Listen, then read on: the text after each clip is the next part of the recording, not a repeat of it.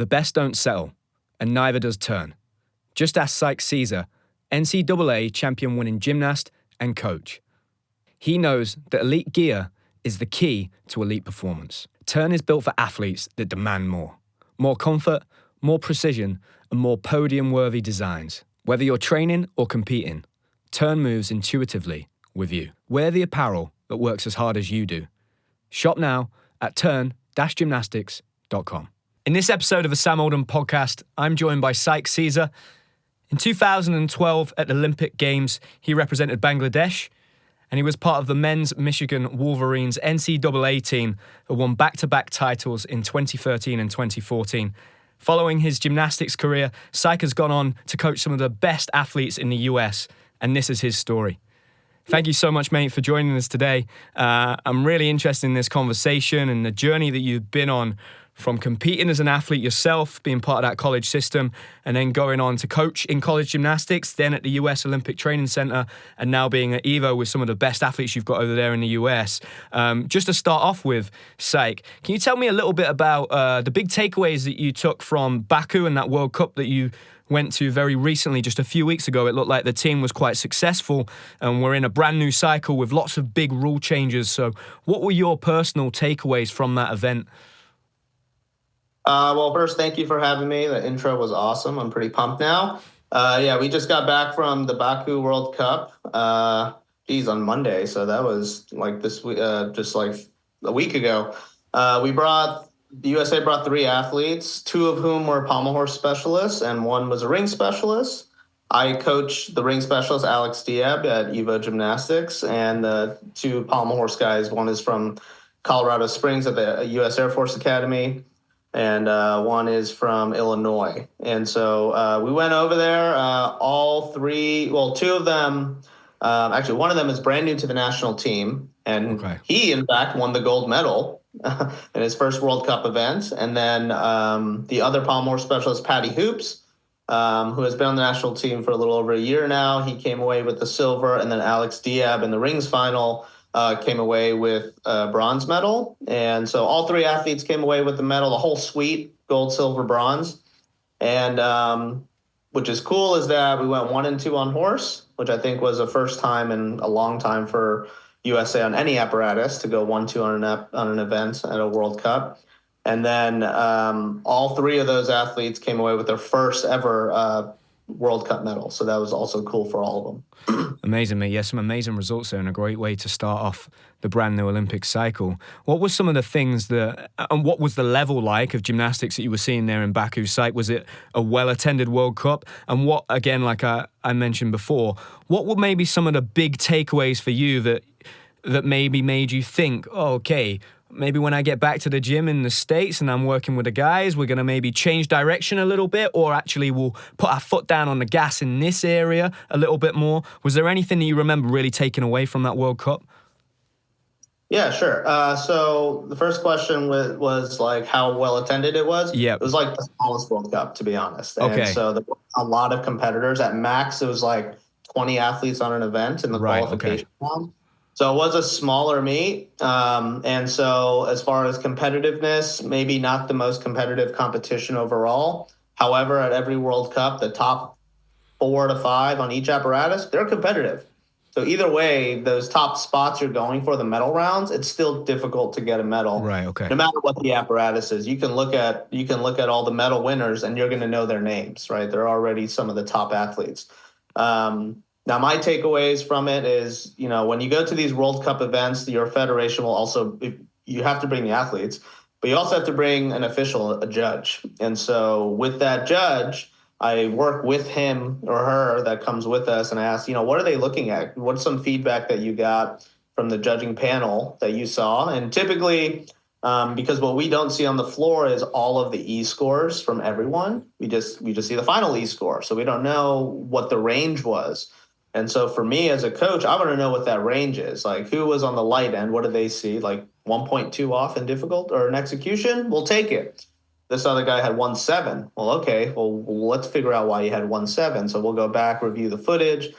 Something that I thought may have been like, it was borderline. Well, don't look at it as borderline anymore. That guy, the other judge, probably took it. So let's really hone in on those little details. So those are the takeaways I come back home with. So we'll come back to the gym and we'll review the footage. We'll look at some e-scores that I heard, and then we'll say, well, let's try to get to that execution. Let's see how they took away that much. And if we can get to it, then it's like, okay, well, now we need to focus on this stuff that maybe we weren't focusing on previously. So this was the first World Cup for any American gymnasts. So just getting our feet wet, seeing how the judging is. It's a new code.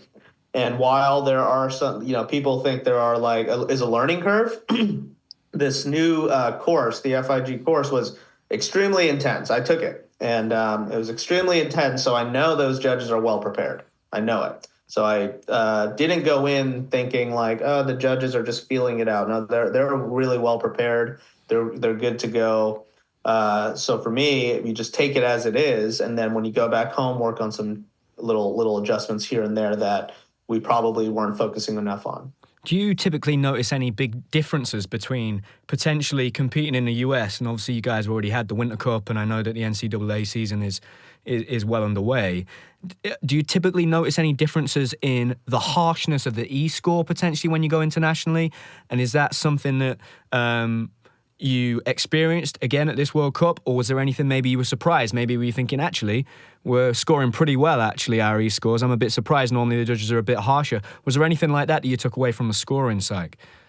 Yeah, I would say in almost every previous quad that I've been involved in, there's usually scores lower internationally for us, for USA. But this time after the Winter Cup, our scores got higher at the international meet, which I expected, again, because we're fresh off the international judges course.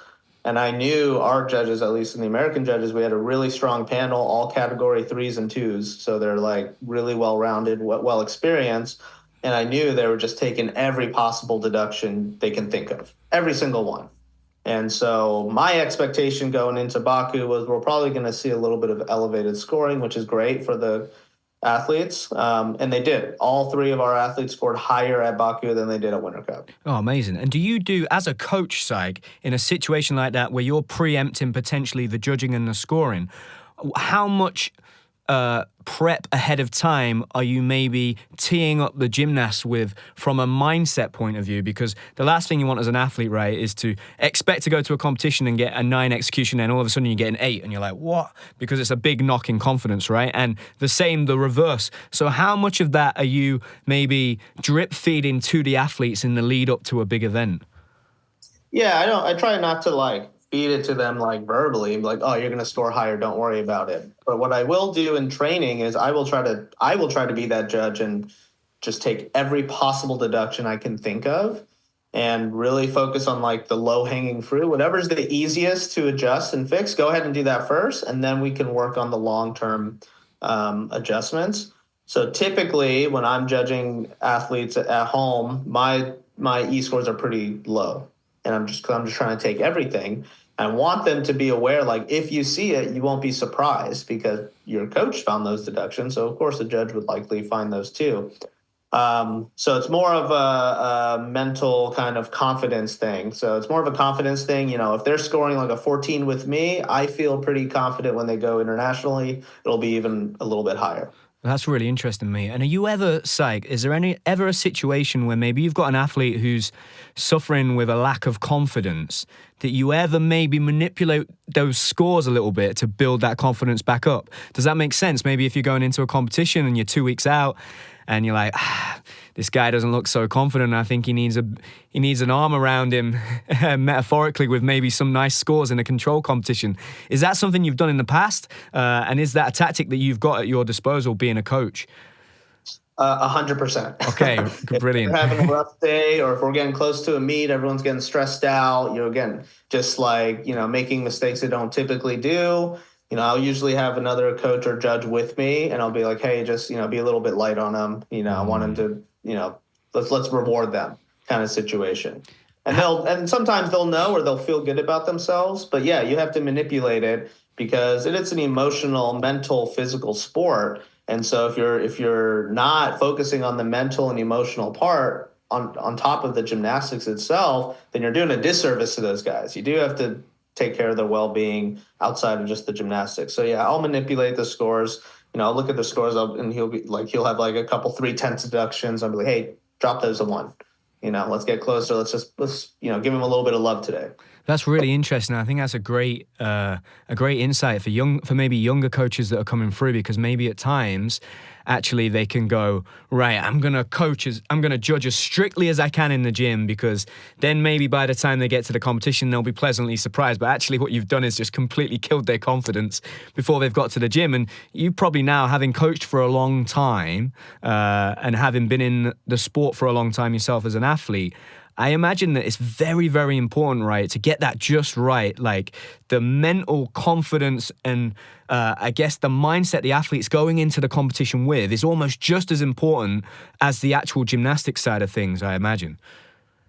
Oh, 100%. You want to look at their body language, how they're standing there. They every athlete has like a tick before their pre-routine routine. Like a couple guys will like rub their eyebrows, shake their hands, and then like touch up, right? If they're not doing their routine, I'm like, okay, something's off. Like he's not in the zone. So I'm looking at like body language. I'm looking at how they carry themselves, even what they're saying. If they're excited, if they're low, if they're high or low, are they right in the middle? So when we get closer and closer to meet, then it kind of flips over from like focusing specifically on the gymnastics, the training, the cycling, the strength and conditioning, and then it's more about the mental approach going into it, because the physical work has been done. Right now, let's make sure we groom that mental approach right before meet and time it. Timing's everything, right? The idea of peaking is like, it's very challenging to get there, to actually peak at a meet. Mental, emotional, physical, and you have to have all 3. You can't just have 2. You got to have all 3, and to line it up at the right moment is like, that's the challenge as a coach, to get that athlete prepared to have the best meet of his life at the most important meet and that one exact moment. That's challenging. So my approach has been, let's say it's a 12-week lead up. The first 6 to 8 weeks would likely be the gymnastics training and really getting the body prepared. And then it starts transitioning over as we start lowering the volume, but increasing the mental intensity with actual practice competitions, intra-squads, focusing more on the mental approach and what do you need to do to get into the mindset to hit your routines and be confident about it. Amazing, mate. Some incredible insights there.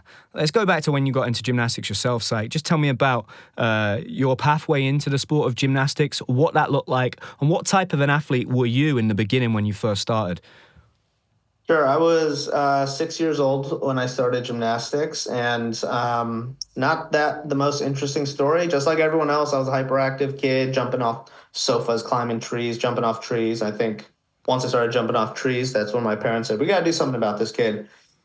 And I was walking in the mall with my dad, and there was just a sign on the wall that said gymnastics classes. And he was like, you want to try it? And I said, sure. And it was the first sport I ever tried, and it's the only one I've done. So I haven't played any other sport in an organized way other than gymnastics. So yeah, it was history. It started at 6 years old. After that, grew up in Florida, which I am now, but I've moved all over the country.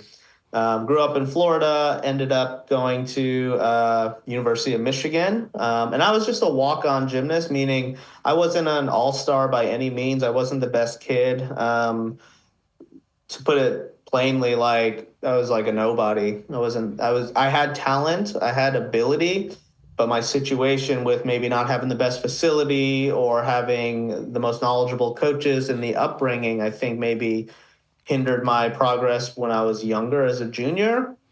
And then once I got that opportunity at the University of Michigan, I just blew up, right? I had the coaches, I had the facility, I had everything at my disposal, and I took advantage of it. So the biggest thing for me was like, the fact that I barely got on the team. And then in my first year, my freshman year, I was on 3 events in the lineup, which is like unheard of. And we had 8 seniors at the time.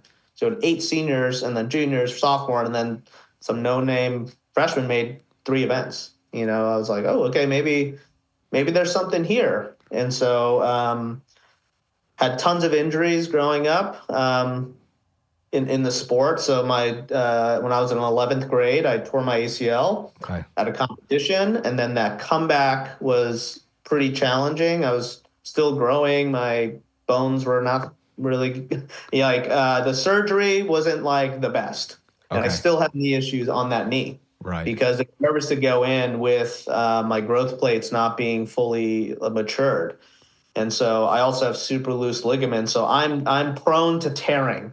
I don't break frequently, but I tear a lot. Right. And in college, then in my sophomore year, I tore my ACL in my other leg. Then my senior year of college, I tore my bicep in my right arm. And then, crazy enough, 2 weeks before the Olympics, I tore my left bicep. Oh, And I wow. competed on a torn bicep at the Olympics in 2012. All that to say, maybe there are some things I should have changed. I didn't. Hindsight's 2020. Knowing what I know now about sport and nutrition and sports science and all that, there's some things that could have done better, but I don't regret any of it. And so I was lucky enough through college. I was able to get my Olympic dream and compete at the Olympics. That's all. That's everyone's dream as a gymnast, right? And I was able to do that, and that I guess I could kind of go into that process because I was competing in the U.S. And in end of 2010, my coach, Jeff Corrigan, he had brought up like, maybe you should, have you ever thought about competing for Bangladesh, your home country? And I was like, actually, not really. I visit very frequently, but it's never been like a thing for me. So I went home or I talked to my dad, and my dad's like, yes, finally, I've been waiting for you to like do this. Yeah, let's get this going. So then in 2011, once I like matriculated in my nationality for Bangladesh, I competed at the World Championships in 2011 in Tokyo. And that was the first qualification process for the Olympics. I just had to compete. And I was in the situation of getting the tripartite invitation, which is a wild card. Right. And that specific wild card is for underrepresented nations at the Olympics. So Bangladesh, one of the most populous nations in the world with the fewest total Olympians. So they have, about 200 million people in the country. Right. And at the games I went to, there's only 6 athletes. Wow. Yeah. So the IOC, the International Olympic Committee, wants to see those countries more represented. And because I went to the World Championships and competed, I was now eligible for that position. And so it was in January, I was kind of waiting to hear back through like an email, or maybe it was February. But in January, I was in a competition with my collegiate team at Illinois, and I tore my bicep at the competition. And not good. And I was like, well, timing is not good because this is now 2012. And I was like, the Olympics are this year. So I kind of kept it hush-hush from the federation. I rehabbed. So this happened in January. I got surgery in February. Wow. And I grinded it out so that by June, I was back to full routines after a torn bicep. So that's February, March, April, May, June, 4 months. Wow. Full bicep tear. Well, that probably wasn't a good idea because then 2 weeks before exactly 1 week before I left for the Olympics, and exactly 2 weeks till I actually raised my hand and competed, I tore my other bicep. Oh, wow. And I was like, this can't be happening. There's no way. It didn't even feel like I tore my bicep. So I didn't have bicep issues. My shoulders hurt. You know what they say, when you're a gymnast, your shoulders are going to hurt. And I was like, yeah, it just hurts. Well, mine hurt a little bit more, and they tore. And so right before I left, I went to the doctor, and I asked the doctor, like, what do I do? He's like, well, do you want me to do surgery or do you want to go to the Olympics? I'm like, well, I want to go to the Olympics. And he said, then go to the Olympics. He's like, these are the type of movements that are going to hurt. Stay away from this type of movement, but you should be good to go. And so I went on a torn bicep. I was training the all around. I ended up I had to drop rings for sure. And the only reason I was doing pommel horse is because I was doing all 6 events, and that was my weakest event. So on the 4 events I did compete: floor, vault, parallel bars, high bar. I think I did respectable routines. I was pretty happy with that. I hit my routines. That was the other thing. I was happy I just went out there and hit my routines. And so I was really satisfied and happy with how that went despite the adversity. Yeah, what an amazing story, mate. Do you have any issues now, Syque? You obviously retired. You're a father, I believe, right? Do you have any issues long-lasting issues with those gymnastics injuries that you had. And secondary to that question, Syque, I found it really interesting when you were telling that story about growing up, and then when you finally got to Michigan, that's where things started to piece together for you. I quite often say that to be a successful athlete, I think you need to have talent, you need knowledge in the gym, so a good coach, you need a facility, and you're probably going to need a good support network around you. And it sounds like from your story, you had the support network, maybe of your parents and your dad, obviously, when he got very excited about you potentially competing for Bangladesh. But maybe you didn't always have the coach, the facility, but you had that talent and the support, but you needed those other two things. Would you agree with that, Syque? Yeah, I agree 100%. I'd always been a very clean gymnast. I had really good basics. So that was my kind of saving grace. So I had good lines, good toe point, and then every basic I did my handstands, I'd always be sharp with it. Anytime I learned a new element, I learned it with good form. I never try to learn something with my legs splitting. I tried to do it with perfect form. So I picked up skills left and right. My freshman, in a matter of 3 months, when I got there, I picked up 20 new elements that I've never done before. And 10 of them got in my routines that year. It was that fast because like you said, I had a great support network. In fact, the odds of me going to Michigan were so slim because I didn't actually get admitted. So first I got deferred, which means they pushed me to another, to a later approval process. When that timing came, I got denied.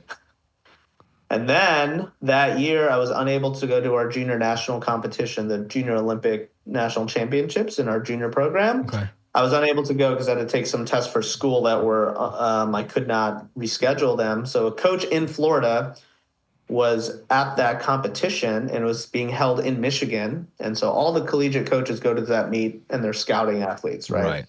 And it was hey, Kurt Golders was the head coach at Michigan at the time. Hey, there's this athlete in Florida. He's rough around the edges, but I think he would thrive. And he's oh, and you know what?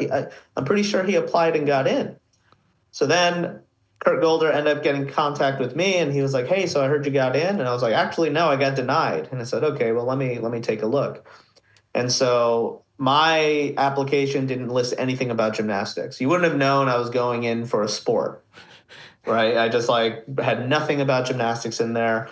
And so he's oh, well, I didn't flag you. If we had a contact earlier, I would have flagged you and then put you in this different pool of, admissions. Right. Okay. So he ended up flipping the script and he was you were right on the edge. You would have easily gotten in, but because you had nothing, spectacular outside of having good grades, you didn't stand out as an applicant, but you didn't tell them you were a great gymnast. I'm I didn't know I was a great gymnast.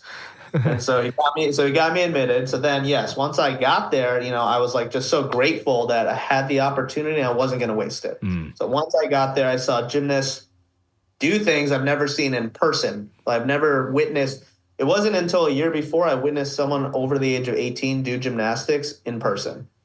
I had this vision of the sport of a children's sport or a kid's sport or a boy's sport. And I'd never seen a man with chest hair do gymnastics. And when I saw it for the first time, I was what the heck is this? This is so it's so different. It was so extreme to see. I wasn't ready for it. And then I got to college and I see all these adults doing gymnastics, doing crazy big gymnastics. And I remembered every day, I was oh my God, I'm going to get cut. I don't belong here. I'm not good enough. So I used that as motivation to try to, get better. I tried never to waste a practice. And so, with my basics, with my upbringing, having great support, because I was actually going to be enrolled at the University of Florida. But they don't have a gymnastics program. So I was actually going to end up retiring from the sport if I didn't go to Michigan. I was going to be done. And my career path would have just strayed completely in a different place.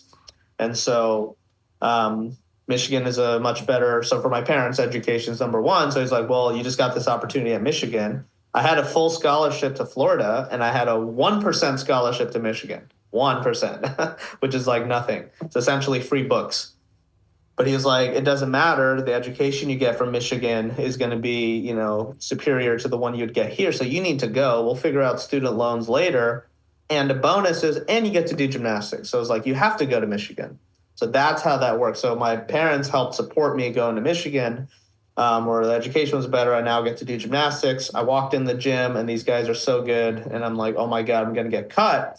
But instead of being like so afraid of it, which I was the first couple days, embrace again, be like, no, if they got me here, I'm meant to be here. So I'm going to like make a point and get better and just work hard. And so then everything came together at the right moment. So I ended up becoming, I significantly improved as an adult gymnast than when I was a younger junior gymnast. Amazing story, mate. And what do you remember about that time, particularly those years, maybe in the lead up to 2012 when you competed at the Olympics yourself, and obviously Sam Mikulak's there competing for the USA team and you're part of that college team.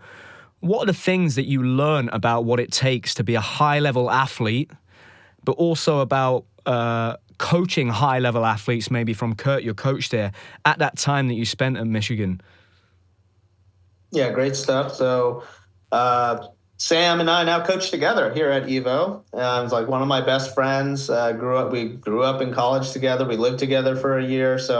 And we went to the Olympics together. So it was super cool. What I learned how to be an elite gymnast is also the reason why I retired from being an elite gymnast. You have to put so much into it. Like, it's everything: your sleep, your nutrition, your training, everything. It's just like fully encompassing if you want to be that gymnast. And so for me, it's like, how bad do you want it? How much do you like competing and winning, or even just the love of competition versus how hard it is to train, right? And for me, when I retired, the switch happened where I hated training more than I loved competing. And at that moment, I'm like, I got to be done. Like, this is like such a grind. And that was okay because I finished my career in a good place and I was satisfied. I was happy. I had a couple more competitions at the Commonwealth Games, which was the worst meet of my life, which I felt super. So I almost retired after that. I was like, I just wasted the last 6 months, like eat, sleep, breathing gymnastics. But then the Asian Games, I dropped some events. I only did 3 events. I kept it a little less intense, and I made 2 event finals competing against like some, Zokai on high bar, Olympic champion, Anton Fokin on P bars, like one of my idols, world champion. And I was like, okay, I made it. I feel like a world-class athlete. I made a final, I hit my routines. I placed not last in the final. So I'm like, I'm good. I'm now like happy with where I'm at, and I could finish my career. So what I learned to be a gymnast or how to be a high-level gymnast is that it's so all-encompassing. However, you need to have a little bit of a break, a mental like relaxation, not be so intense, because that's also a fault you hear from many high-level athletes, like their first Olympics, why they didn't do well. Oh, well, I put everything I had into it, or I didn't put enough into it. And so the learning experience was putting everything into it, but also making sure your mental and emotional health is at a good place. And which we talked about earlier, that's what I try to do as we go into the lead up for a competition with the athletes I coach, is make sure their mental and emotional states are in a good place. Now, as far as you asked a question earlier about like the long list of injuries and my lasting stuff. So one of them is my right knee still clicks every once in a while. But outside of that, my bicep in particular, I didn't get it repaired. So the right one I did get repaired. The one I got that I hurt right before the Olympics, I did not get repaired. And so there's some residual stuff, it's so minuscule, which is like, say I'm like doing bicep curls. If I keep going, eventually my left arm just like stops pulling as fast. And so my muscular endurance has like dropped significantly, but the actual load of weights that I can lift or the strength is at the same level, just the endurance is significantly lower. So I don't have too many long-lasting issues. Going back to how the gymnastics stuff as an athlete has attributed to my coaching, so I picked up a lot at Michigan at what worked for me and some of these athletes, but what I really picked up the most about coaching was my first real coaching job was when I got the job at Stanford in 2015. So I was there for about six and a half years, and I was just a sponge. It was like almost like my gymnastics career. Once I got there, took advantage of everything and just learned. So once I was at Stanford, we had an incredibly successful program with head coach Tom Gleamy. He ended up being the head coach of the 2021 Olympic team for USA. Well accomplished, well seasoned, and I was just a sponge, just trying to learn as much as I can. and then taking what I felt was really good about his program, things I liked about Michigan, and then taking those things. And when I got the next job at the U.S. Olympic and Paralympic Training Center, kind of made it my own, like things that worked for me, or what I did as an athlete, things that worked as a coach in this collegiate system, and now how do I turn this into the elite system and put a little bit of spin on it, some things I've been thinking about that I wanted to implement, see how it goes. And so just using all the good things I've learned and try to make that even better. What is the typical pathway for a young, elite, enthusiastic coach in the US, Syque? Because over here in the UK, they all kind of typically follow the same kind of pathway. So they'll maybe retire from gymnastics themselves. They'll start to do their coaching qualification levels. They'll begin with maybe recreational coaching, and then they'll be given some more responsibility working specifically with a men's group. And maybe they'll be given the next generation of kids in a club, and then they'll take those kids through up, and maybe they'll do that a whole time around. And then maybe at the end of that, they'll get an opportunity to work with the national team or something like that.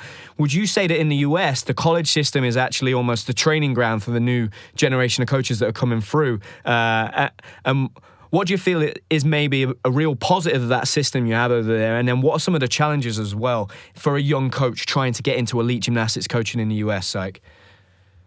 Yeah, great question. I think it's quite different than what you have in Great Britain. So how do young coaches get their start in the US? Well, typically they were ex-gymnasts themselves. So they were gymnasts, and then they a lot of times will go back to their junior club gym where they grew up and coach, and they would probably start there. Okay. Usually they would go straight into like young boys team. So like a level 3, 4, 5 year boys. That's like ages 6 to 9. We'll usually work with that age group. The coaches that end up being coaches were probably high-level gymnasts. High-level, and by high-level, I'm saying maybe like they started doing elite-level gymnastics or the highest-level boys gymnastics, which is level 10, which is basically junior FIG gymnastics. Let's put it that way. We're having some trouble finding coaches for boys gymnastics in the country. Like, it's really difficult to find them. There just isn't a lot. So the ones that you do get are typically ex-gymnasts. Okay. So they'll start back up at their club gym where they grew up and work alongside. Usually the coach is still there after their career and work as like their assistant. And so their coach that coached them will like mentor them and growing up. Lots of times that coach will say retire, and then that new young coach ends up running the program. Okay. So that's one pathway. My pathway, and is at the time maybe not as straightforward. My pathway was as a high-level athlete at Michigan, just a nerd of the sport, just a student of the sport trying to learn as much as I can. I reached out to a bunch of collegiate programs because I wanted to work with a high-level gymnast, but I had no actual professional coaching experience.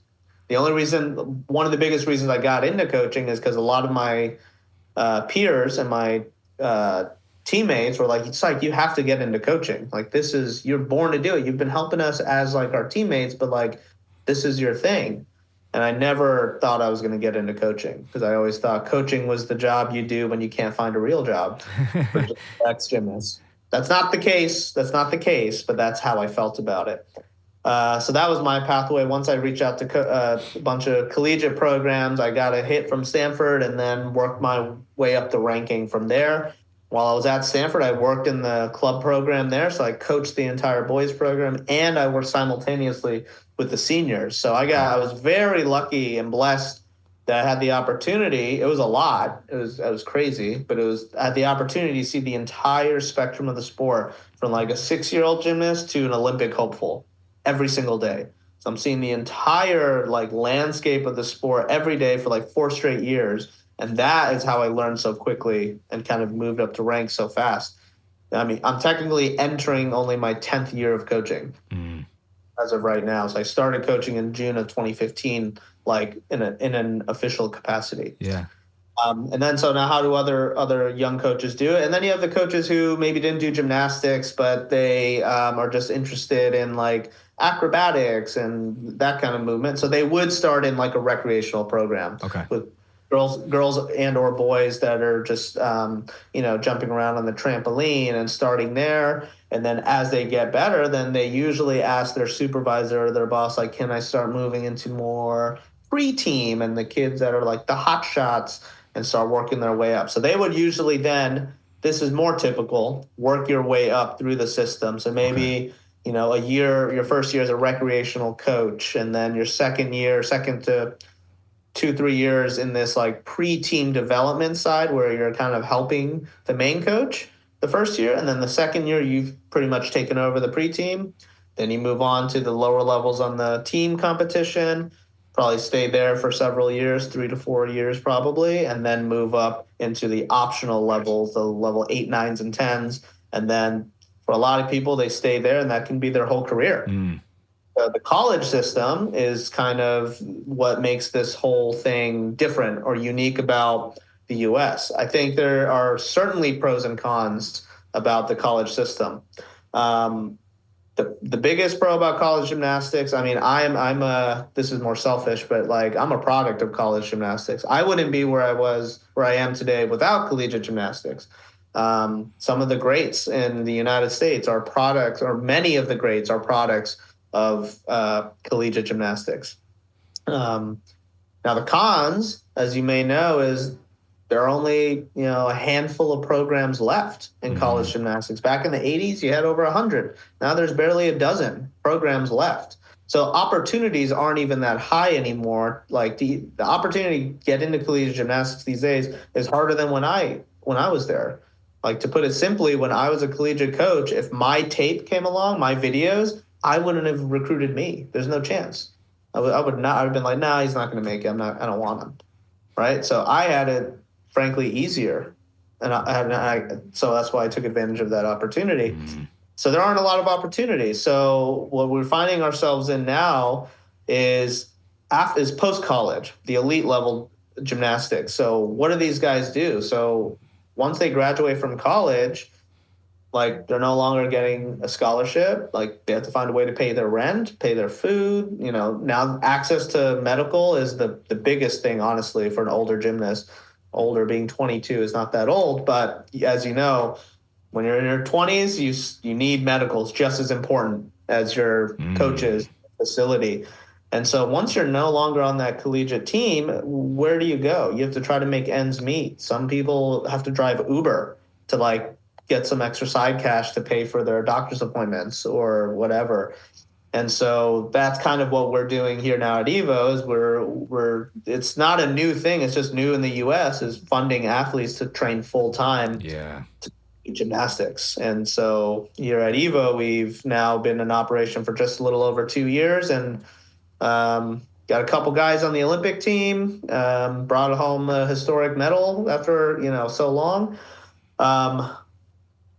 But that's the con about college is after that, the guys have to find a way to like make ends meet. And do they quit because they can't, like, do I find a real job now that I don't have any income? Right. So that's the con. And so we have to find a way to continue their careers.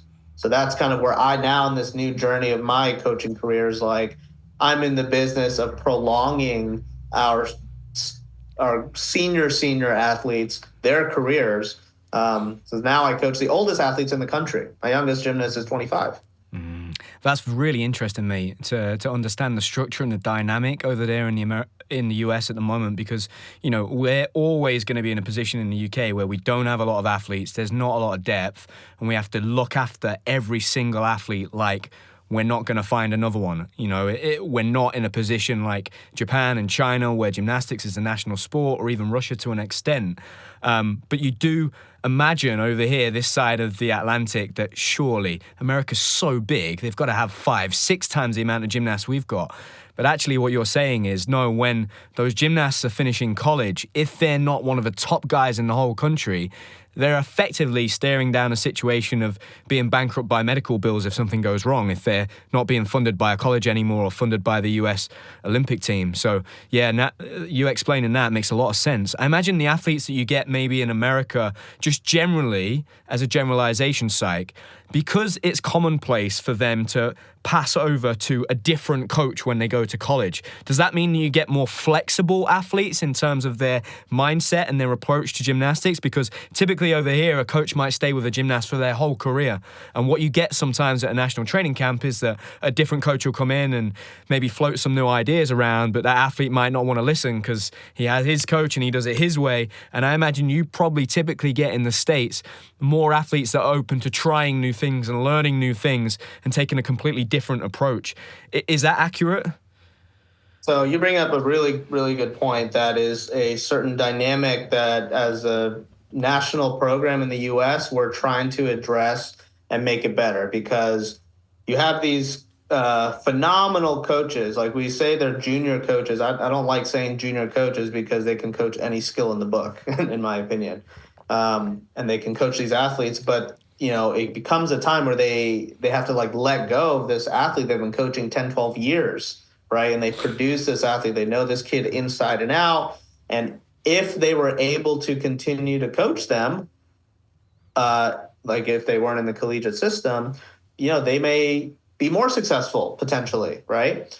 And so what we have is what we've had for a long time, and I think it's getting better, and we're actively working on it, is this friction between the junior coaches and the collegiate coaches in particular, where there isn't a lot of carryover with communications. And it's hard to, because once you go into a college system, you're now one of 20 athletes. So the coach, it's not really realistic for a coach to call 20 different coaches for all of these athletes and check in, hey, what does Johnny like to do? Does he like when I rub his shoulders before he goes on high bar? Should I do that? Right? No, you can't. It's not reasonable to do that. Right? So that's why there's some friction where it's well, I know my gymnast. I know that he likes this. Why didn't you just do that? Well, at some point there comes a time also, and this is the life lesson, you gotta do it on your own. Yeah. Fly the nest. You don't take your mom with you to a job interview, right? It's on you. So that's how I look at it. So it's pros and cons, because I think we lose some talent in that process, for sure. Maybe the collegiate route isn't the best for everyone. We know that. We had some of the top athletes from the U.S. did forego the collegiate route and just went straight, let's just call it elite. Went straight elite. Maybe they took college classes locally or online, and they were just as successful, right? But it might not. Or for the other people, it was the best possible thing. For me, it was the best possible thing. If I didn't go to college, we wouldn't be talking. I wouldn't be a coach. I wouldn't be doing gymnastics. I wouldn't have gone to the Olympics. So it can be so, the split of what the possibilities are for that athlete to get out there. So that being said, we're actively working on combining juniors and seniors. Because we're so big, it's hard to keep that connection. That's actually a strength of having fewer athletes in the UK. That's a strength. Your national program could be all the same. In the U.S., it's you go to Oklahoma, or you go to Michigan, or you go to Evo, or you go here, wherever you go, it's a different system, right? There's some carryover. We kind of know a lot of the same things, but it's a very specific thing for each club. And so what we've been doing with the national program is, instead of calling a junior and senior national team, it's no, you're part of the national team. It's all one national team. If you have a 15-year-old kid that made his first national team, and we're at a national team camp, and you got a Brody Malone, a two-time Olympian, you guys are both on the same team, right? And Brody, you mentor this athlete on how to progress as a national team. And so one of the big enhancements or changes that the leadership has done is every December we have a joint national team camp, which is a big deal for us. I think you guys have been doing it forever, but that just started a few years ago. So we have a huge national team camp of 40 athletes, all the seniors, all the juniors working together, commingling. The coaches are talking to each other. So that's our mission, is to combine and help each other rather than create this friction. Oh, now this athlete's not my athlete anymore. Yeah, it's really interesting that you say that. And when you talk about, obviously, the friction maybe between the junior coaches that pass those athletes on to the college coaches, well, if a college career finishes at 22, then, really for those 3 or 4 years in the middle there, those college coaches are just the custodians of that gymnast, and they will go back there, right? So you hope that there's that somehow some continued communication that means that there won't be that big drop off at 22 when they finish college, because there's no reason to carry on doing gymnastics. And you're certainly going to have to figure that out, I imagine, if the goal is, okay, in 4 years' time, in 8 years' time, do we want to be the best gymnastics team in the world? That's definitely an area you're going to have to work on, right? Because you want that experience to stay in the sport for sure. Very interesting to hear about the dynamics there of the system. What did you learn, Syque, about being based at the US Olympic Center for that period of time? And now looking back in hindsight, being out of that system and working at Evo, what do you think are the challenges of maybe centralized training, and what are some of the advantages that you witnessed during your time there? Yeah, so to clarify, the position at the Olympic Training Center, the Olympic Training Center had its own team, okay. just like every club has its own team, just like every college. So like while I'm on Team Evo right now, at that time I was Team USOPC. And so they're resident athletes there. They may or may not already be on the national team. The hope is they right. are, right? And then all of the national team camps, or the majority of them, take place in that central area, which is at the OTC, at the Olympic Training Center, Olympic and Paralympic Training Center. Now, when I was there, it was right after the Olympics of 2021. So pretty much everyone retired. So I got there and I only had 4 athletes. Sorry, I had 4 athletes, and one was already on his way out, and he ended up leaving, or he ended up retiring in March. So I was left with 3 athletes. I got there in January, by the way. So January, okay. February, and then March, I was down to 3. And there were some eye-opening moments there that was excellent. So I now just transitioned from a collegiate program, very successful program. I mean, the best one technically right now. Stanford's going for their 6th national title, which would be a record. But when I moved from Stanford to Colorado, the one limitation from the collegiate program was there's a lot of bureaucratic paperwork and things I need. There's some bureaucracy that I have to go through. Like, okay, well, you have to take classes, right? You're part of a school. So number one, when I'm at the OTC, their job is gymnastics. Like, they're here for just that. Number one, boom, nice advantage. Number 2 is you're limited in training hours under collegiate rules. That may have changed now, but at the time you were limited to only 20 hours a week. Oh, wow. And that's it. So there are some exceptions. If you're an Olympic caliber athlete, you can like write a petition or something and do some paperwork. Again, you have to do some paperwork. But 20 hours basically is like the limitation you have on training. And the coaches have to literally write every single day's practice, submit it to the athletic department. The compliance department has to make sure it follows the rules of the NCAA. If you don't do it right, then you get a penalty. And that penalty is generally like, okay, you're not allowed to practice for a week because you messed up. So it gets like, just going all through all this paperwork. So at the OTC, this is their job. This is their full-time job. So we can do 2-a-day practices, no problem. And we had access to some of the best medical there is, right? And we have all these cool like sports science stuff with like oxygen machines and measuring their blood and stuff like that. So it's super cool. So while we had all these resources at our disposal, it became very obvious that I need to pick and choose the right resources, because you can have everything, but you only need a few things, or you only need the right things that work, right? Everything could probably work, but it's not reasonable to do everything. Yeah, does it make the boat go faster? That kind of.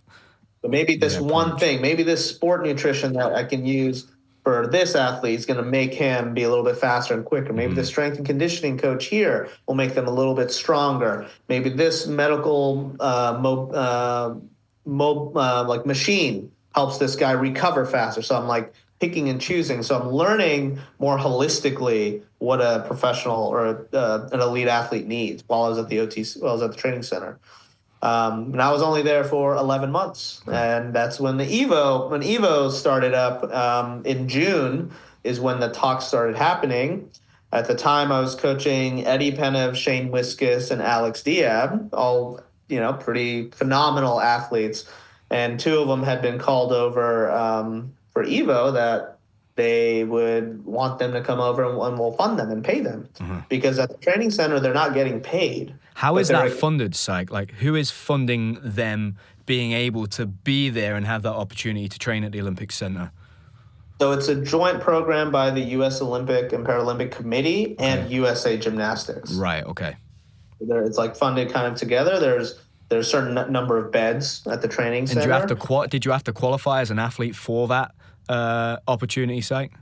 Yeah, that's right. You can't just jump into the program. There's certain benchmarks you need to meet to be eligible to be a resident athlete in that program. Did you notice as well, just to go back to something that you said there, Syque, because I didn't know that about the limitation on hours you're able to train as a college athlete. Does that translate in any way to less injuries? Or does it have the opposite effect? How do you think that maybe that limitation on hours is a hindrance maybe to progress and the development as a young athlete? Or do you think actually, no, it's quite a positive thing because potentially they're not doing, if you're doing 35 hours a week, if you're over here in the UK or somewhere else, maybe you don't actually need to be doing those hours. And actually, if you're just doing 20, you're being very smart about the work you're actually doing. You're being more productive in that time. Great question. I think in that age range, 18 to 22, you need more hours. You're maturing physically, the maturation process. You still have a lot to learn in the sport gymnastically. And so for me, I got several injuries. Maybe that could have been prevented if I had more hours. And now when I say more hours, I don't mean just gymnastics. Like right now, here's part of the stuff I learned at the training center. When I say training, it's very holistic. That's your physical therapy and your rehab. That's your strength and conditioning. That's your actual gymnastics training. That's your gymnastics strength. And then that's your rest and recovery. And then I've like actual timed out, like, okay, you get this much rest between our two practices, for example, or you get 48 hours exactly of break between the end of the week to the beginning of the week. I'm tracking all those hours. So when I look at training, it's not just gymnastics training, strength and conditioning on top of that, rehab and physical therapy, and then just treatments from the physio or the athletic trainer, and then rest and recovery. And those 20 hours, Syque, those 20 hours, could I do 20 hours of gymnastics and then be 5 hours in the weights gym? Or does that all have to be encompassed in that 20? Okay, wow, that's really interesting. That's why it's a problem, because any time in the weight room is taken away from your 20 hours. So what coaches have been doing is in the preseason, in the, let's say, August through December, when school is just starting and before the competition season, they'll do more weights. Right. Okay. Then they'll do weight room like anywhere between 2 to 4 times a week, let's say, for about an hour in the morning. And then their gymnastics training is like, only 3 hours that day, for example. And someone like Sam Mikulak would have done that, Syque. So he would have done 20 hours a week. And then when he finished college and then went as a full-time elite athlete, do you then typically notice a huge jump up in how much he's able to progress in that time after college? Oh, 100%. I ask him about it all the time. He's like, I got really good at Michigan, for sure. I mean, he won a U.S. championship and he went to the Olympics as a junior in college. And then once he went to the Olympic Training Center, he actually became, in my opinion, like an internationally elite gymnast. Like he was really good. And I asked him, like, what was your training like? And it was so regimented. And it was just like that. Got up at 7:30, I was out the door, or, ate breakfast. 7:45, I was out the door, went right to the medical hub, went in there, got my treatments done. Right after that, went to the weight room for morning lift. After morning lift, went straight to the gym. After gym, I had a lunch break, went back to the weight room, then I went back to medical, got home by 6 p.m. You see? Yeah. And so that is the life of an elite, like a really high-level elite gymnast. That would not have been possible. I mean, it's a 9 to 5. It's a full-time job. How would that be possible while going to school every day, stressed out about school? You're up late doing work. on top of how do you compete against someone that's training like that and you simply don't have the time to do? How can you beat them? That's not reasonable, right?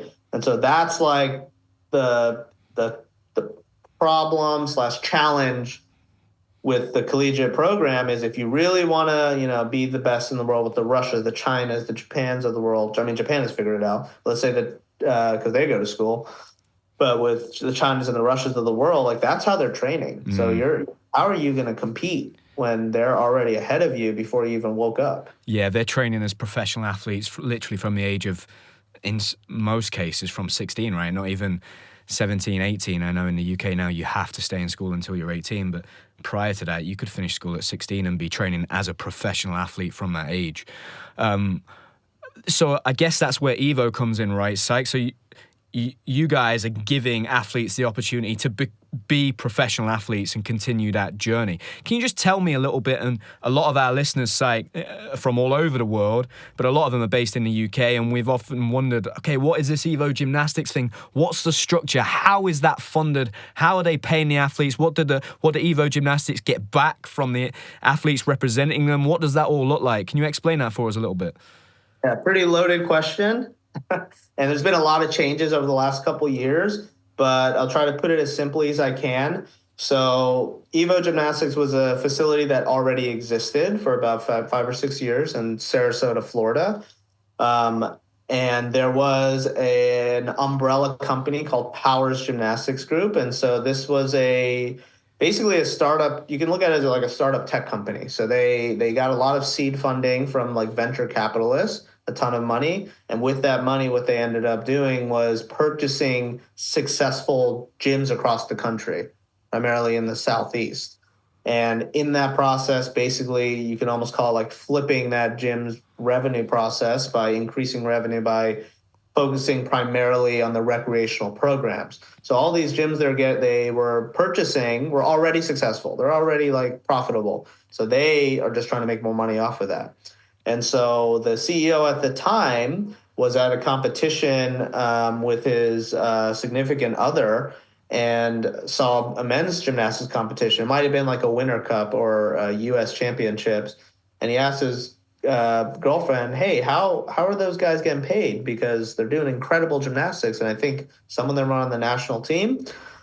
And that's when they met with Kevin Majika, my supervisor, my boss. He's the brainchild behind this whole thing. 3-time Olympic team USA coach. So he's been around the block and he's seen the whole thing. And he had mentioned, he's like, they don't make that much money. Like, they just get a stipend from being on the national team. It's not livable, technically. Like, that's why guys have to get side jobs, or they're in school and getting a scholarship to subsidize their, cost of living and stuff. Yeah. And so he's like, oh, well, I think we can do something special here. I think we can help these guys. So that's where the genesis of that thought happened. Like, how do we help these guys? Because they're doing amazing things. And the question was, well, what happens once they graduate college? Well, most of them retire. We just lose out on their potential career because, as you know, like at that age, you're now just realizing what it is to be a senior elite gymnast. Like, now you're reaching the pinnacle of the sport. Like, you're getting there, and some of them do make it. You get the Daiki Hashimoto's of the world and the guys that make it when they're still in their teens. But the majority of them, you're in your early to mid 20s when you really can take off in the sport. And so we're losing those guys. So this was a way to not lose them, to continue to help Team USA grow these more experienced athletes and help the country. The goal is to help the country win medals. So they looked at Evo as a different business model. It wasn't a business model. They're not going to make money off of it, but it's to help start the program to have elite men's gymnastics. The women's gymnastics program in the United States is phenomenal. They're crushing it, right? But our men's has been a little bit lackluster in the past. So this was a way to why don't we pay these guys and they can do this full time? That's how Kevin Majika, proposed it. Is like, how can we compete if they have to find other ways to make a living? Like, let's pay them as professional athletes and this is their job, and then we'll have a chance to be competitive. So that was the thought process. So that's when Evo came. So then Kevin was the one that basically, hired the coaches that he wanted. Sam Mikulak, myself, Sergey Pakanich, one of the top coaches in the country in the junior ranks, really well renowned, and just basically just hiring these guys, placing them in this place together to work with each other, and then starting to reach out to these athletes and then funding them. So now let's fast forward a couple years. It's been changed over. So now Evo is self-sufficient. Ours is no longer involved with our day-to-day activities or any of the funding metrics. So we created this nonprofit called MAG Foundation USA. That nonprofit is the vehicle for which we receive sponsorship, donations, and then we fund that right back to the athletes and right back to the program to help pay for them, pay for travel expenses, operations, stuff like that. So we take in money through MAG, as well as how the business operates with Evo to help these athletes make a living. Wow, that's incredible. Yeah, it's really good to... I think everybody in the UK got excited and was like, I wonder if something like that could happen over here too, because we do have the same issues, right? Like anything, the top athletes get funded, but those guys that are from, let's say, athlete number 6 to 15, they're struggling, and it's only getting harder. And I think we've been a victim of our success a little bit over here in the UK, in that because we now consistently win lots of Olympic medals in lots of Olympic sports, it's very difficult to stand out. You almost have to be the top guy. We've become almost used to the likes of Max winning Olympic medals, that now if someone wins an Olympic medal, it's like, oh, another one, that's amazing. And I'm certainly not playing that down, but it's not like it was maybe back in 2012 when we didn't have any Olympic success. So we're maybe struggling in that way, because I've had a lot of the British guys on that have been very successful, world champions, world medals, Olympians, Olympic finalists, Olympic medalists, and they're kind of sat here like, where's all this sponsorship money that we thought was coming our way? It's kind of not here yet. So, it's really interesting that that's certainly an alternative way of going about things, but it seems like it's working, and it's definitely prolonging some of those careers, right? Some of the athletes that you mentioned tonight, I'm thinking, would they have been carrying on without this? And maybe Evo Gymnastics, I don't think they would. So what an amazing opportunity for you to work with some of the best talents in the whole country. Tell me a little bit about the US team and the success in Paris last year, Syque, and just your involvement of obviously working with some of those athletes that were there competing, and that whole experience for you as being part of that team, having worked with some of those athletes, and the success last year, and maybe what you put that down to, because in that time between Beijing and Paris, we had multiple Olympic Games where the US team weren't quite able to put it together as a team. And I've always felt that they had incredible individuals, but never really quite gelled as a team. But it seems like that has flipped a little bit over certainly the last 2 Olympic Games, if you include Tokyo. And now even me as a fan of British gymnastics, I'm now always a bit fearful of you guys actually pulling it together on the day, which you did in Paris. Yeah, well, you should be scared of Team USA. But it's been a process, and I think a lot of credit is due to our leadership with our VP of men's program, Jason Woodnick, and our high performance director, Brett McClure. They, had this plan in place, and a very specific high performance plan with clear benchmarks. And so that's what we needed first, a clear direction.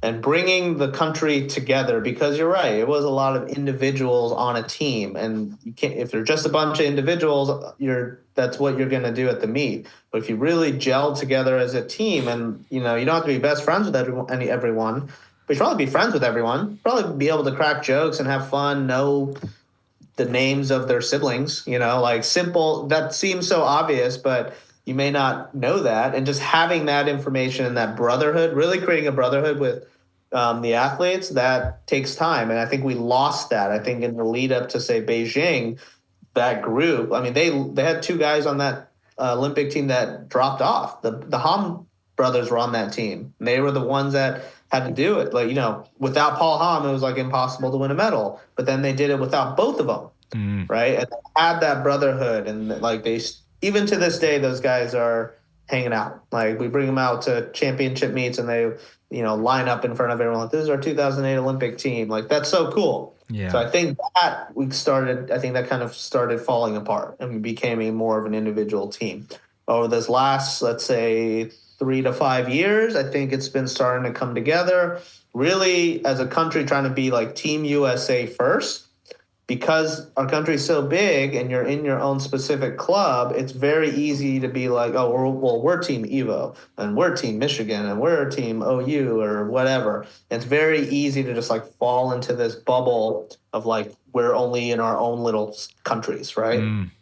We got to kind of get rid of that. So in these national team camps, being really clear about like the moment you walk in that door, it's not your school colors, not your club colors, it's red, white, and blue. We're Team USA. Okay, so like any of those like rivalries, like none of that matters. So I think part of it is that culture of bringing everyone together and like being on the same team together and trusting each other. I think that was number one, because I think you can see that on the floor. I think you can see that when you watch the Olympics or when we had that kind of a team on the floor. Like, those guys are hugging each other. They're like talking, they're chit-chatting, they're goofing off. Like, that's what you want in a team. They gel together. And that's something that the gymnastics you can't tell by just watching the gymnastics, but it does affect the gymnastics positively when you're doing this extra stuff. It's kind of like what we talked about earlier for me, like the emotional, mental, and physical part. If you don't have that team camaraderie, that the gymnastics likely won't be produced in a team format. And I think at times in the past, my experience of competing against an American team, you did have that, but it was like they're just loud. They don't actually believe what they're saying. They're just being loud. Like, they're not actually working cohesively together. Now it feels very authentic. It feels like they really are working together. Do you know what I mean? And that certainly for me has come across in the results, the consistency of the results that you guys have been having. I think that's what's scary as a competitor. It's consistent results where you start to look at teams and go, they're going to hit all of these routines. Like, I can feel there's like an energy, like you said, you can feel that energy. Like, you get a good sense of it. So I certainly think like I said, as a fan of Great Britain and gymnastics over here, the last few years I've been looking at the US going, I'm not so convinced now that they're going to have a few mistakes. I actually think they might hit. And you can feel that as pressure with your team then. You feel it building, It's nice to go into a competition and think, oh, okay, like, we're probably going to be in the fight for bronze because these teams over here will probably make a couple of mistakes. Once you start going, well, I don't think they're going to make any mistakes, then then you start to get nervous and it affects your own performance. So you'll have known that of competing anyway. Tell me a little bit then about the Paris Olympic Games, Syque. And in particular, obviously, Brody is one of the athletes that trains at Evo and was training at Evo around that time. Can you remember and you're obviously very close with Sam, what were maybe some of the conversations that took place in between the qualification event and then the final? Because I remember when the US team was picked, I thought, wow, that's a team that's going for a team medal. Like, I can tell the way that that's been picked. I would maybe at the time I argued this, and I've repeated it a few times, so I apologize for people listening, but I felt like the British team was more a team of individuals that was picked this time, which was maybe more typical of the US team in the past that we just spoke about. What happened between that qualification event and then the team event, as being someone that does have a little bit of an insight of being on the inside, that you think translated to then the improvements in the team final and the success that came? Yeah, totally. So, Brody had been with us at Evo for about just barely over a year. And when he arrived at Evo, he wasn't walking because he had just got his third surgery in his knee, so he was on crutches. And the whole time, like, when the goal, the mission for Brody had kind of shifted and changed as his recovery was improving. So I was there when I witnessed his injury back in March at the DTB the year before in 2023. It was devastating when that happened. And I even was telling our high performance director there, like we just need him on a certain number of events. Like, I immediately thought about team, kind of like threw Brody aside and was like, no, where can we get him back so he can still help the team win a medal? That has always been the goal, right? And so we're like, well, we just need him on high bar and like horse and rings and P-bars. Like, maybe we don't even need him on this event, but we only need him on 3 events. Like, minimum 3 events, like, we have a shot So like it is whoever's coaching him at the time. He was still at Stanford, whether he was at Stanford or he was here with at Evo, whoever is working with him, it was their responsibility to Team USA to get him better because the country needed him is how I looked at it. So I took it as a responsibility. While yes, I want Brody to do well and recover and be great, like I looked at him as a very crucial piece of the puzzle for the team program. I took a internal responsibility, like I need to get him good for Team USA. That's like the primary focus. So as he came in, not walking, now been out of the sport for quite a while, his trajectory of recovery was just like skyrocketing. And so initially I was like, okay, we can get him on 4 events, no floor or vault. We'll get him on the other 4 events, get him better on horse and rings right off the bat. Not the safest events, let's say. You can't fall off that much on rings. And on pommel horse, you're pretty close to the ground.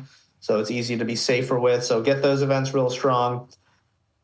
And then you saw what happened at U.S. Championships, got him on all 6 events, back to the Brody Malone we needed. Awesome. He's crushing it. He went 12 for 12 at the championships, just like demolished the competition. It was awesome. Super proud. Going into trials, I think preparation was good. He did a great job, but he had some misses here and there. Pretty uncharacteristic in my opinion. And as we got back from trials, he started kind of like declining in training. And I mentioned this to Kensley at her podcast. He ended up getting sick right before the Olympics with the hand, foot, mouth disease. And so I think that played a factor. Okay. When we got to Paris though, and in training, he just improved and everything looked perfect. I was like, oh, he's back. I don't see any red flags in his body language in training. But something was different during qualifications. That body language was not the same. The way he looked, the way he carried himself, he looked stressed. I'm like, what's going on? This kid's never stressed, or he doesn't show it, right? And then he had a really tough performance. Probably one of the worst meets of his life at the Olympics. His second Olympics as the veteran, as the leader of the team, having frankly the worst performance of the whole team, and why the team was in 5th after day 1, and why I think a lot of people just wrote they're not that good anyways. Yep, they're out. Like they wrote the team off. And so we did have I had to, after the first day, kind of talk to him, console him, comfort him. Like, obviously you're not trying to do poorly. You're trying to do your best. When you do poorly, I know you want it badly, so I'm not going to say like, why'd you do so bad? It's more of like, hey, it's okay, man. I know this isn't how you wanted it to go. Let's talk, and let's talk tomorrow, the next day, and let's go through some stuff and just help me help you.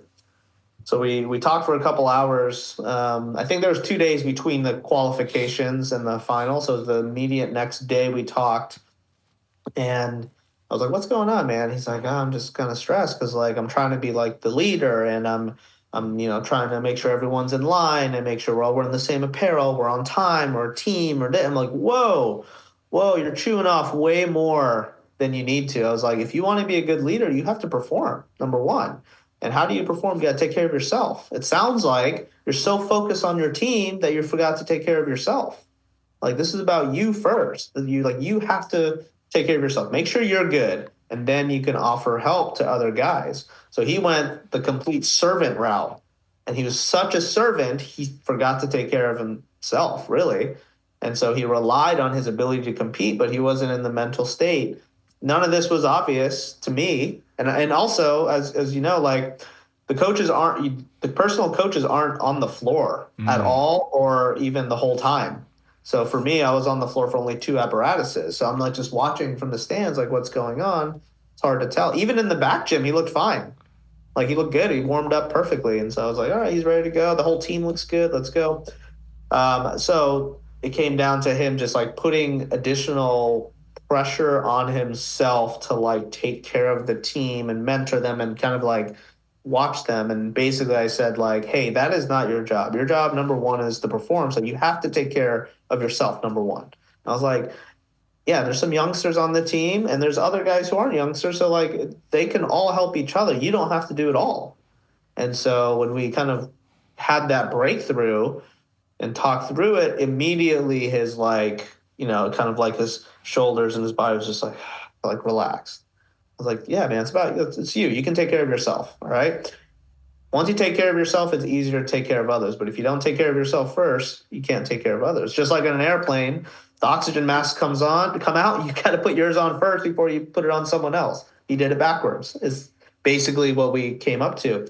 So then on top of that, we adjusted routines because I was like, it's already happened. And there is, no matter what, when you fall off an apparatus, you got to get back on that apparatus the next day or 2 days from now, it's in your head.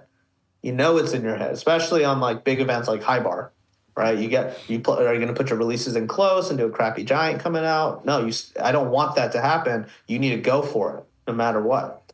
And so we adjusted routines for him in the final, and we had a team meeting and talked about everyone's routines and how we're changing it. And like, so we were talking about like the typical way that we've been doing it is however you perform in the prelims basically determines if you're going to be in the final. And I was like, we shouldn't do that because there's a huge history before that. And this one performance, it's the Olympics. Anything can happen, right? This one performance shouldn't dictate whether or not they're in the final. It should help. It should inform our decision. And so like, went through the stats, like he fell on pommel horse. I was like, he hasn't fallen on pommel horse in a year. Like he just happened to have his first fall at this meet, right? And I was like, we'll just take out the zone, which is what he fell on. I thought it was a fluke, but I was like, we'll just take it out. So it's a non-issue. Put a check here in. I was like, Brody, you think you can do that? He's like, that routine's easy. I'm like, okay, good. And then the other event, because he wasn't supposed to be on pommel horse, and then a vault was the other one where he did a poor vault. And I was like, that was a fluke to me.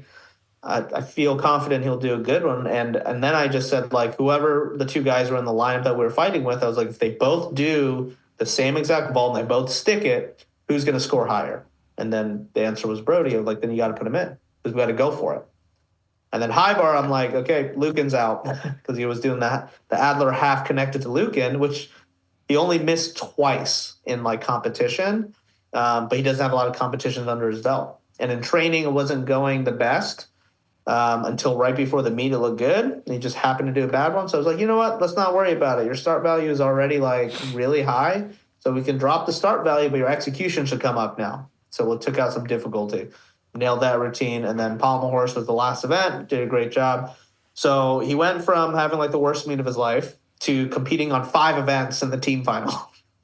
And 2 of those events he probably shouldn't have been in based on results from the prelims, but kind of knowing your athlete and talking to the team, having that team trust. So I wanted the team to trust him. It wasn't about if I trust him, and needed Brody to convince the team that he can do it, right? And so we're in this like forum way of talking about it, and I was like testing him, like, can you do it? And if he didn't have the conviction behind his words, like, yeah, I think I got it, then I would have been the first to say, you're out, he's in. Easily. I'd have been like, you're out, I don't trust you, I don't believe it. Because in that moment, it's not about me and my athletes, it's about Team USA. I'm looking out for the team, and I need to see like the confidence, the conviction behind their words to speak to their teammates like, I got this, and he did that. And every athlete did that. They all vouched for themselves. And so then when they got out on the floor, they all trusted each other, and then there was like a true brotherhood in that team final. It was special. They all hit their routines. Every single athlete had their special moment, like a stuck dismount, here or there. Like Frederick started the meet with the stuck dismount on rings. We had 2 stuck vaults with Asher finishing with the Risei Guang. We had a stuck dismount on P-bars, 2 stuck dismounts on high bar, a stuck dismount on floor, and then everyone went lights out finishing with Steven's epic pommel horse routine. So every guy had their like moment. And so it was super special to be a part of that. Wow, there's so much to unpack there from that story. And I think the big things that came out for me, Syque, were just how important it is to have those maybe conversations before a session with your athlete where you're just asking them, how are you, man? Are you okay? Because if you don't have that dialogue, he might never feel confident enough to tell you, yeah, I'm trying to look after everybody else and make sure they're lining up. And for you must have in that moment gone, bingo, this is an easy fix. Just don't do that. Focus on yourself. You're coming back from an injury. You don't need to be worrying about that stuff. Like, let the coaches take care of that, making sure that everybody's got their timings right and they've got the right kit on. So amazing that you had that rapport with him, but you have to build that over time, right? As a coach, it's not something that just the athlete's going to naturally come to you and tell you these things about maybe what's going on externally. So that was certainly a takeaway. And then, for you to be in that position to be vouching for your gymnast, in that situation that if it goes wrong, everyone's going to turn to you and go, hey, you said he'd be ready, because I've been in that situation before personally. And how important is it, Syque, and how delicate is it to just get it just right when you're taking skills out of somebody's routine so that you don't knock their confidence too much because they're thinking, oh, well, he doesn't trust me to hit that skill, but it's enough that they're going to feel a little bit less stressed, more calm, and like they can go out there and compete almost like you're playing to win rather than playing and not to lose. Does that make sense? Can you just talk on those two things just a little bit? Because what you've said there, I think that's an absolute masterclass for like coaching in the most pressured situation, but you keeping your head and being very logical in the way that you spoke about that and described that situation. Yeah, it's very delicate, and it's very important on how you approach it. You can have all the answers and say the right thing, but how you say it is almost more important in that time, in that moment, because it's high pressure, it's high stakes. And like, if it failed, then it's on me. Everyone's going to point to me, and then I'm probably going to be ousted, like, don't listen to that guy ever again because he screwed us out of a medal. So I know there's pressure on me, but I felt so strongly about the team because I was very team first. Brody had already missed out on all his individual opportunities. He didn't make any finals. So now I'm looking, how do we help Team USA at this point? And that's how I looked at it. I had to take myself out from this emotional connection, with my athlete, and really almost moneyball it, right? And just look at the scores, look at percentages of hit rates, their trajectory, like look at everything from a very like unbiased view. And that's the most important thing. That's hard to do for every coach. It's hard for me to, it's not that hard for me to do. That's maybe a problem of mine, but it's a good problem. But I can like take a step back and not like be so focused on a singular athlete, but I try to look at the whole picture. And now as far as like taking stuff out, this was maybe a little risky because the routine Brody did on high bar in the team final, he's never competed before. He's actually never technically trained. But I had a good idea about his gymnastics that like the changes wouldn't be so significant that it changes the rhythm of the routine. You talk to Fabian Hambuchen, everything has a rhythm, right? So for me, when I was deciding on what to take out or change, I'm like, does it change the rhythm? You need to speed up in this part of the routine, slow down here, speed back up. So I'm looking at that rhythm. Well, if I take this out, it doesn't change the rhythm. We move this around, the rhythm's still the same. So the melody of the routine is the same. The pause points, the fast points, the slow points, where he taps, like everything needs to still come together for that particular athlete. And so he was like, well, I know. So the reason I changed it to that too is because when we had the team meeting, he's like, well, I'll just do the routine I did at 2022 Worlds where I won gold on high bar. And he was in the forum, the public forum. So I didn't say anything because I had some thoughts about it. And I was like, and everyone's like, yeah, just do that. And then the next day I was like, hey, Brody, when was the last time you did that routine? When did you do it? He's like, oh, I did it at DTB. I'm like, and what happened? And he got hurt. So I was like, you're not doing that routine because I have PTSD from it. And also you haven't trained that one either. So because the construction was different, the routine was switched around. Okay, right, yeah. The routine I was doing, it wasn't switched around. It was just stuff was removed, if that makes sense. Yeah, that does make a lot of sense. You're not doing that. We're just gonna do the same construction, and we'll just take out one of these connections. Everything else stays the same, and it should actually allow you to breathe a little bit and relax and feel fresher at the end of the dismount. So that next training day, we focus on that first half of the routine that the construction was a little different or removed. Basically, he would do Zuli min mount, Adler half to Lukin. I said, we're not even going to put a connection in there. So we'll go Zuli min, Adler half, and then just go giant and go straight to Cassina, then Coleman. And then later he would go layout Tkachev, straddle Tkachev. So I said, all you're going to do now is go layout, straddle, pike, all three. And he's been training that. I've always made him train triple Tkachev connections in his last half, even though it's not allowed when you have four Tkachevs with the Lukin, Tkachev. So I said, always have that in your back pocket. No matter what, have the triple Tkachev connections in your back pocket in case it comes around. So I was like, bing, perfect moment. So you've been training it, so let's do it. Ended up not connecting it.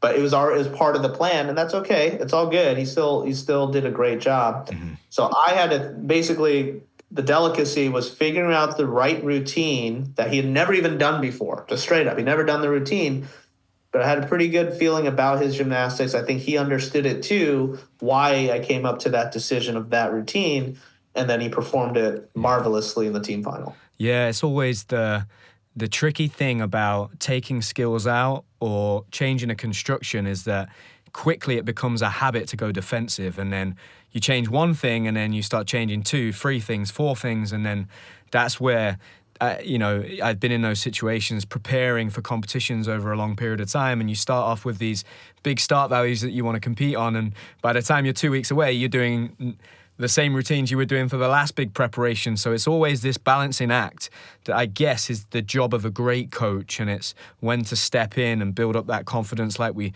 spoke about in the beginning.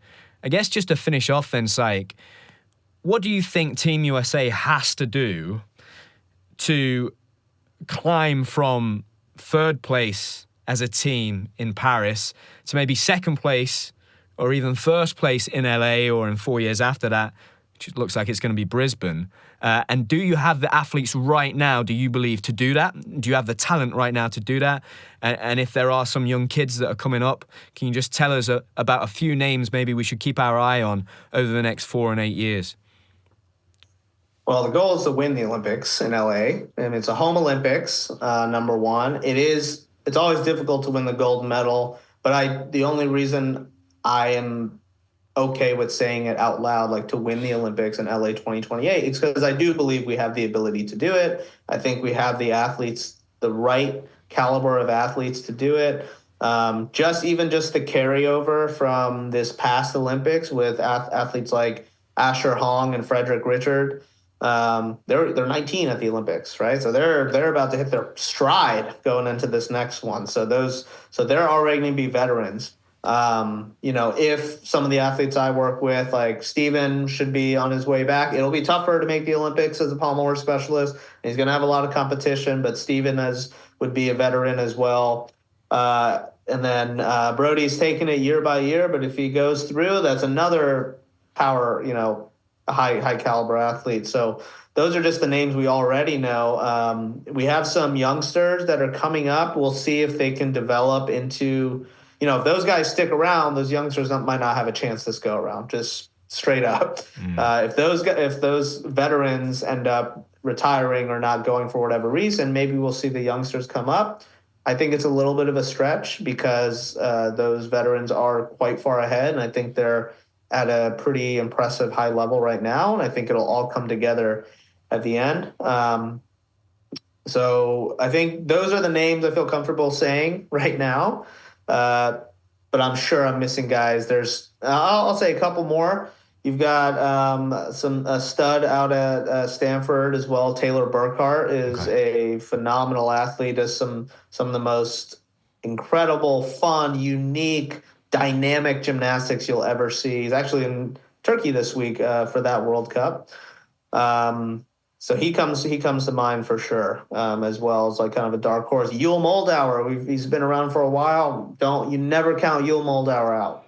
You never count that guy out. But again, he's a veteran. So I think this is the age of the veterans, in my opinion. And what is the Syque? And you don't have to answer this if you don't feel comfortable, but someone was asking me about this. I was in Dublin, Ireland last weekend, filming with Rhys McClenaghan. We were filming an episode and we're filming a short documentary. And my coach, Sergey, was out there, and he's now the head of a men's program out there. And it's great to see what they're doing over there in Ireland. And someone said, when you get the chance to ask somebody, find out what's going on with Yul. And I said, it was Rhys McClenaghan. And I said, what's going on with Yul? And he explained that he's had that situation that's going on. So do you know much about that? And do you feel comfortable enough just explaining that to me? Because I don't know what's going on, but Rhys told me that at the moment he's not able to be training or competing, and he's petitioning. Do you know much about that situation? Because it very rarely happens in gymnastics, right?